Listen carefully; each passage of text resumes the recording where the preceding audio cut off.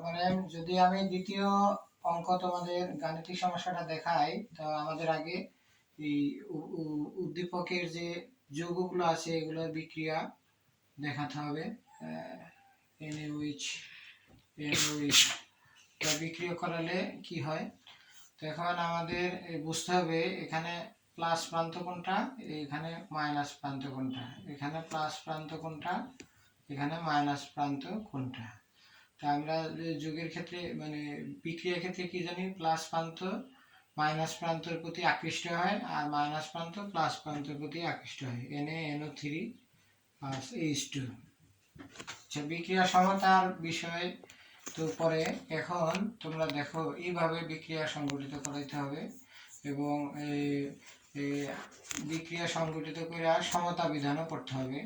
এখানে এই উদ্দীপকের মৌলগুলোর মধ্যে বিক্রিয়ক হলো নাইট্রিক অ্যাসিড আর সোডিয়াম হাইড্রোক্সাইড।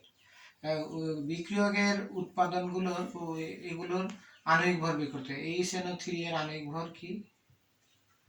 আণবিক ভর এইটা আমরা জানি 63 গ্রাম। কিভাবে জানি? হাইড্রোজেনের 1 প্লাস নাইট্রোজেনের 14, একটু আগে আমি দেখাইছি। অক্সিজেন হলো 16 গুণ 3, কারণ অক্সিজেন হলো 3টা, এই জন্য 16 গুণ 3 যোগ করলে 63 গ্রাম হয়। সোডিয়াম হাইড্রোক্সাইডের আণবিক ভর এইভাবে লিখতে হবে, এটাও 40 গ্রাম। ঠিক আছে, এখন যেটার আণবিক ভর বেশি এটা আগে লিখি, এত গ্রাম HNO3 বিক্রিয়া করে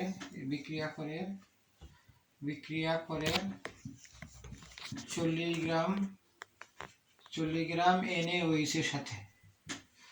অতএব 1 গ্রাম HNO3 বিক্রিয়া করে 40 ভাগ 63 গ্রাম। উদ্দীপকে HNO3 কত গ্রাম আছে? 25 গ্রাম। উদ্দীপকে যা দেওয়া আছে তাই লিখতে 25 গ্রাম HNO3 বিক্রিয়া করে 40 গুণ হলো 25, 63। ক্যালকুলেশন করে কত হয়? ক্যালকুলেশন করে 15 দশমিক সামথিং হয়, যা দিলাম গ্রাম। এখন উদ্দীপকে দেওয়া আছে 25 গ্রাম। উদ্দীপকে দেওয়া আছে কি?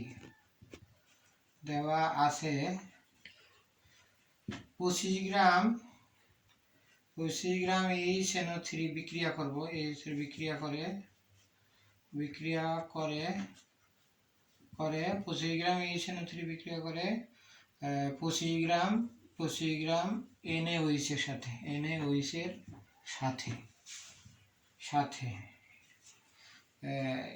এখন NaOH অবশিষ্ট থাকে।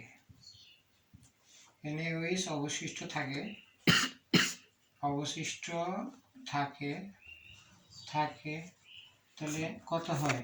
25 মাইনাস, এখানে ক্যালকুলেশন করে যত হবে তত লিখতে হবে 15.67, বিয়োগ করে কিছু হইলেও অবশিষ্ট থাকে 4.56 যাক। আমার কাছে ক্যালকুলেটর নাই, তোমরা ক্যালকুলেটর দিয়ে বের করবা। এখন অর্থাৎ অবশিষ্ট রইল কি?